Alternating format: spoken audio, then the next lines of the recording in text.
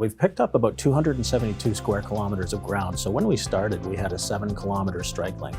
We've now got over 50 kilometers in a very large land position with a lot of regional opportunities. So we've got many targets that we're building up.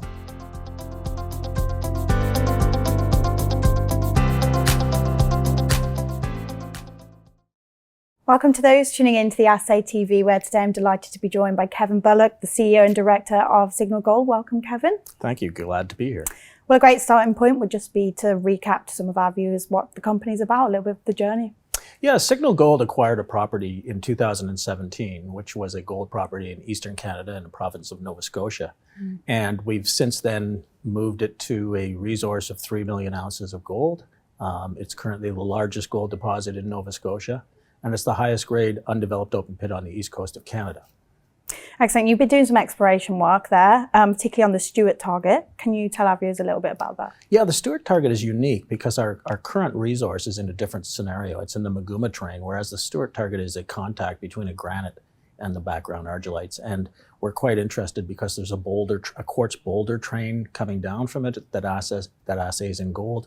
There's many anomalies coming from it, and it's recently acquired. So we're out on the ground now, geologists doing the groundwork to come up with drill targets. And that isn't your only high priority target, is it not? You've got a few others in the pipeline. We've got several others. We've picked up about 272 square kilometers of ground. So when we started, we had a 7-kilometer strike length.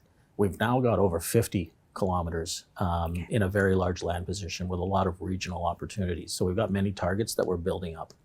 And you've just mentioned Nova Scotia. How do you find that operating there in terms of permitting, infrastructure? How are we finding it? Yeah, Nova Scotia is a great place. Obviously, Canada is a great jurisdiction to work in.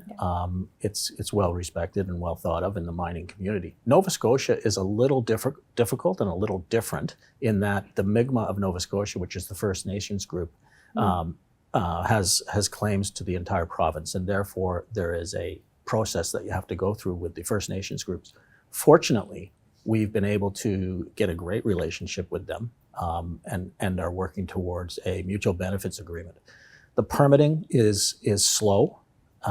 We think that it needs to be changed a little bit to speed up the process, but it is absolutely doable, and we are working towards getting our permits. So you say ESG is quite at the center of your company's operations?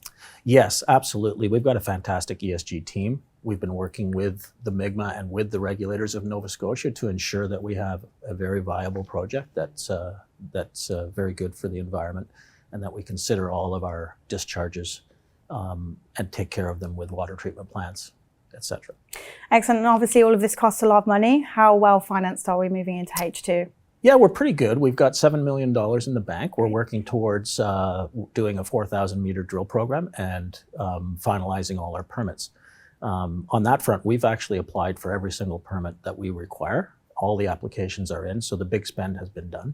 And we're working towards just answering outstanding questions, and we feel we'll be fully permitted within the year.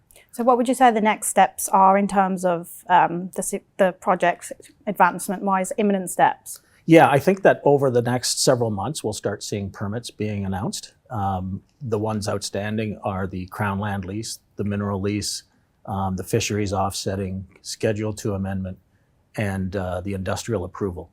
So I think we'll start seeing some of those start getting announced as being received. And as we do that, we'll also be announcing results of our drilling program. So we're just starting a 4,000 meter campaign west of the current resource, where we've been hitting the zones that continue to the west of the West Pit. Excellent. Just a little wrap up for our investors. How can you summarize the company, major things to look out for? Yeah, news releases on drill results that are infilling west of the current resource to show growth. Finalization of permits coming over time. Over the next 12 months, we believe we'll be fully permitted. And, as we move towards that, there should be re-ratings in the stock as you move towards getting further permits and showing growth potential of the company. So there'll be a lot of news out, and it's quite an exciting time for the company. Excellent. Well, thank you for spending some time with us today, and we look forward to hearing more. Thank you, Katie.